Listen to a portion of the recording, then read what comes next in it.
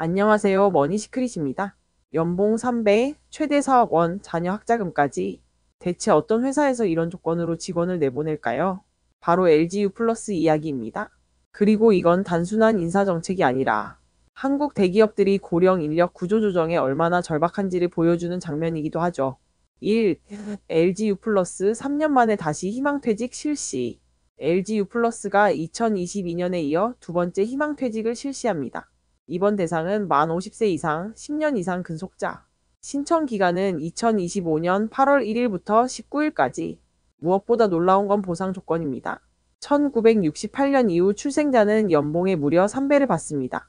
연봉의 10%는 성과급으로 따로 지급, 자녀 학자금도 지원합니다. 중학생은 500만 원, 고등학생은 700만 원, 대학생은 한 학기 최대 750만 원 실비 지원.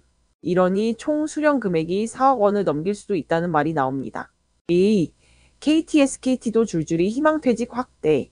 LGU 플러스만 이런 건 아닙니다. KT는 최대 4억 3천만 원의 위로금을 내걸고 희망퇴직자를 모집했더니 2,800명이 몰렸고, SK텔레콤 역시 기존 5천만 원 수준이던 퇴직 위로금을 최대 3억 원으로 올렸습니다. 결국 대기업들이 앞다퉈 고령 인력 줄이기 전쟁에 돌입한 겁니다. 3. 왜 대기업들은 지금 고령 직원을 내보낼까? 이유는 간단합니다. 직원 평균 연령이 빠르게 높아지고 있기 때문입니다.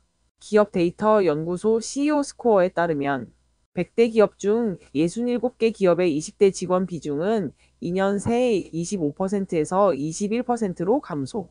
숫자로는 약 47,500명 감소. 반면 30대 이상은 35,000명 이상 증가.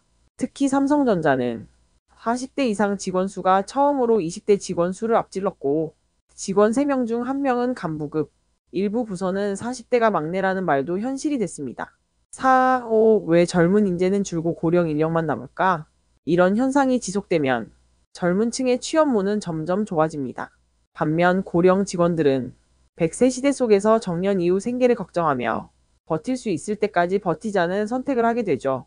이런 상황에서 기업들은 인위적인 구조조정은 부담스럽고 결국 파격적인 위로금 카드를 꺼내드는 겁니다.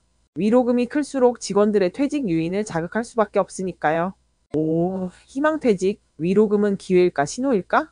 어떤 이에게는 4억 원이 새 출발의 기회일 수 있습니다. 하지만 다른 이에게는 이 나이에 어디 가서 일하나라는 막막함이 되기도 하죠.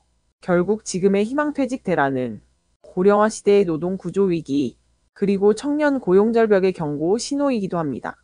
앞으로 대기업들은 어떻게 세대교체와 고용 안정을 동시에 이뤄낼 수 있을까요? 그 해답이 시급해 보입니다. 퇴직 그저 나가라는 말이 아니라 새로운 출발을 위한 진짜 희망이 되려면 기업과 사회가 함께 책임져야 하지 않을까요? 영상이 유익했다면 좋아요와 구독, 알림 설정 부탁드립니다. 다음 영상에서 뵙겠습니다.